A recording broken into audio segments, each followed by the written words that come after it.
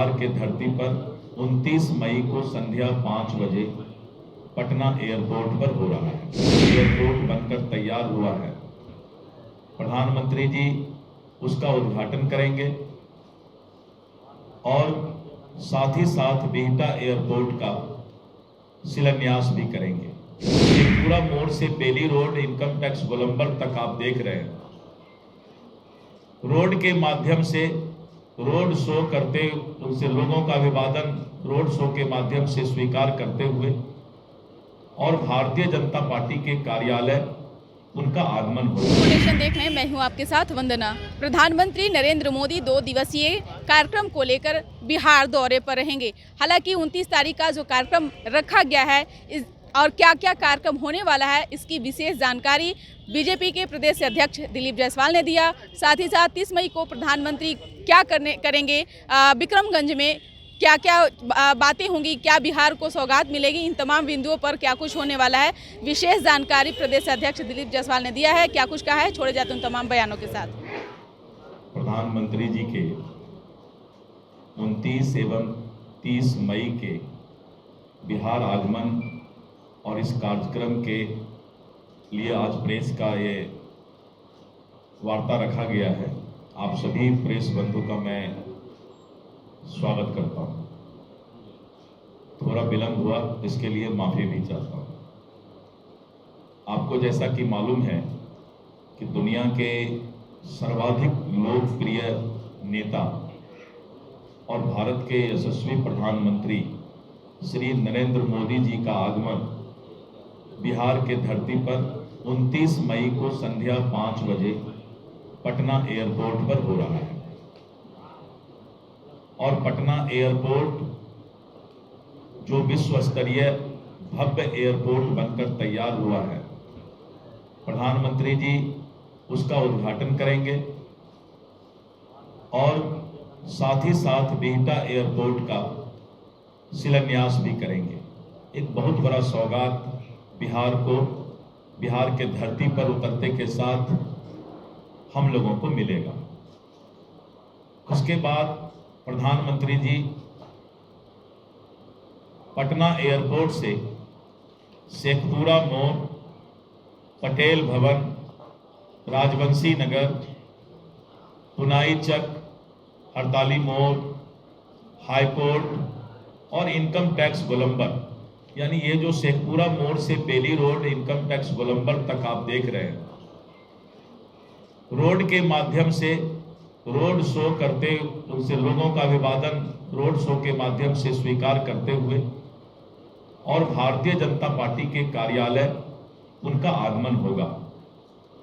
जब पटना एयरपोर्ट से चलेंगे तो 32 जगह स्टेज के माध्यम से, पॉइंट के माध्यम से अलग अलग विधानसभा और अलग अलग सामाजिक और एनजीओ के द्वारा जो है उनका अभिवादन किया जाएगा।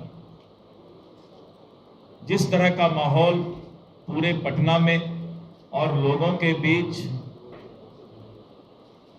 बनता जा रहा है कि ऐसा लग रहा है कि लाखों की संख्या में पटना वासी प्रधानमंत्री जी का अभिवादन करने के लिए शेखपुरा मोड़ से इनकम टैक्स गोलंबर तक बाईं तरफ, रोड के बाईं तरफ सभी लोग खड़ा होकर के उनका स्वागत करेंगे। विभिन्न तरह का स्टेज पर जो है कार्यक्रम भी चलता रहेगा और अभिवादन का किसी राजनीतिक दल के बैनर के तले उनका अभिवादन नहीं है, क्योंकि प्रधानमंत्री जी का आगमन ऑपरेशन सिंदूर के बाद हो रहा है। आपने देखा था कि जिस तरह पहलगाम में निर्दोष सैलानियों का आतंकवादियों ने निर्मम हत्या किया था और निर्मम हत्या के बाद प्रधानमंत्री जी झंझारपुर मिथिलांचल के धरती से पूरे दुनिया को ये संदेश दिए थे कि आतंकवादियों की सजा सपना में भी जो नहीं सोचा होगा वो भारत देने का काम करेगा। और उसके बाद ऑपरेशन सिंदूर और भारतीय सेना का शौर्य और पराक्रम, 22 तारीख की घटना और 22 मिनट में पाकिस्तान के पूरे राडार सिस्टम को पैरालाइज्ड करके और जिस तरह से 9 आतंकवादी ठिकानों को निस्नाबूद किया गया और 100 से ज्यादा दुर्दांत आतंकवादियों को मौत का घाट उतारकर, और दूसरे दिन जब पाकिस्तान में आतंकवादियों का जनाजा और अर्थी निकला तो पूरा दुनिया ने नए भारत को देखने का काम किया। और आपने देखा कि जिस तरह से संसदीय दल पूरे विश्व के विभिन्न देशों में और भारत का पक्ष और आतंकवाद के खिलाफ जो भारत का प्रयास है उसको रखने का काम किया है। पूरा दुनिया भारत के साथ है कि आतंकवाद के खिलाफ भारत के कदम सराहनीय हैं। और इसके बाद मोदी जी ने स्पष्ट कहा है कि मेरे मां बहनों का सिंदूर उजाड़ने वाला आतंकवादी ये सिंदूर नहीं चिनगारी है, और ये चिनगारी की आग पाकिस्तान को, और इस लपेट में पाकिस्तान भी आएगा अगर वो आतंकवाद को अपना पनाह देने का काम, धरती बनाने का काम करेगा। और स्पष्ट संकेत उन्होंने दिया है कि ये युद्ध विराम हुआ है, और अगर पाकिस्तान ने फिर नापाक, नाम तो है पाक लेकिन हरकत करता है, जो ऑपरेशन सिंदूर के बाद पहली बार बिहार पधार रहे हैं, बिहार की जनता पलके बिछाए हुए बैठी है कि उनका स्वागत करें, उनका अभिवादन करें। और दूसरे दिन सुबह 10 बजे उनका शाहाबाद के धरती विक्रमगंज में एक आम जनसभा है, और उस जनसभा में 29,000 करोड़ रुपया का नवीनगर का पावर प्रोजेक्ट का शिलान्यास करेंगे, पटना सासाराम ऐसे एक्सप्रेस वे का शिलान्यास करेंगे। और प्रधानमंत्री जी जब भी आते हैं तो विकसित बिहार का सपना पूरा करने के लिए सौगात लेकर आते हैं। और विक्रमगंज आज तक 11 वर्षों में मैंने कभी नहीं देखा कि इतना बड़ा पंडाल, इतना बड़ा हैंगर बना हो, 1.25 लाख कुर्सी, और इतना बड़ा पंडाल शायद इस देश में सबसे पहली बार शाहाबाद के धरती में बना है। शाहाबाद के धरती को कुछ लोगों ने रक्त रंजित करने का काम किया, और जिस तरह से माले और अन्य पार्टियों की एक्टिविटी वहां पर बढ़ी थी, उपचुनाव के बाद वहां की जनता ने विराम लगा दिया और सबने इस बात को बताया कि हम बिहार और विकसित बिहार के सपना के साथ हैं, हम नक्सलवाद और आतंकवाद और हम किसी भी अन्य एक्टिविटीज के साथ नहीं हैं। और आने वाले समय में शाहाबाद की धरती, मगध की धरती एनडीए और बिहार के लिए सबसे फर्टाइल धरती होगी, उपजाऊ धरती होगी।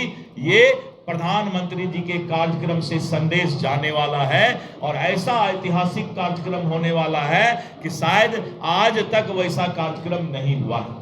हमने दरभंगा के प्रधानमंत्री जी के रिकॉर्ड को भागलपुर में तोड़ने का काम किया किसान सम्मान सम्मेलन करके, और भागलपुर का रिकॉर्ड झंझारपुर में टूटा जब पंचायत राज दिवस मनाया गया।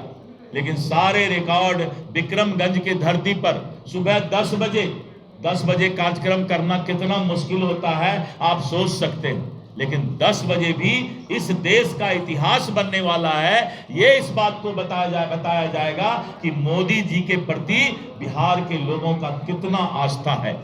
इसलिए मित्रों, आज का जो प्रेस कॉन्फ्रेंस था, हम अपने श्रद्धेय और यशस्वी प्रधानमंत्री जी के, मोदी जी के कार्यक्रम के निमित्त आपको विशेष सूचना दे रहे थे। और आज के कार्यक्रम का मुख्य बिंदु जो है वो है कि 32 जगह स्टेज बनेगा रास्ते में, और 32 जगह अन्य जितने भी हमारे सामाजिक और हमारे एनजीओ हैं सबके द्वारा अलग अलग तिरंगा, जो भी वहां पर किसी राजनीतिक दल का झंडा नहीं रहेगा, जो भी लोग आएंगे, आम लोग आएंगे और हाथ में तिरंगा लेकर ऑपरेशन सिंदूर की बधाई और ऑपरेशन सिंदूर के जो हमारा सफल स्ट्राइक हुआ है, एयर स्ट्राइक हुआ है, उसके बारे में जो है प्रधानमंत्री जी को धन्यवाद देंगे। मित्रों, हमारा नारा, एनडीए का नारा है, देश झुकेगा नहीं, बिहार का विकास रुकेगा नहीं। देश झुकेगा नहीं, बिहार का विकास रुकेगा नहीं, और मोदी जी उसी सपना को साकार करने के लिए बिहार के धरती पर आ रहे हैं।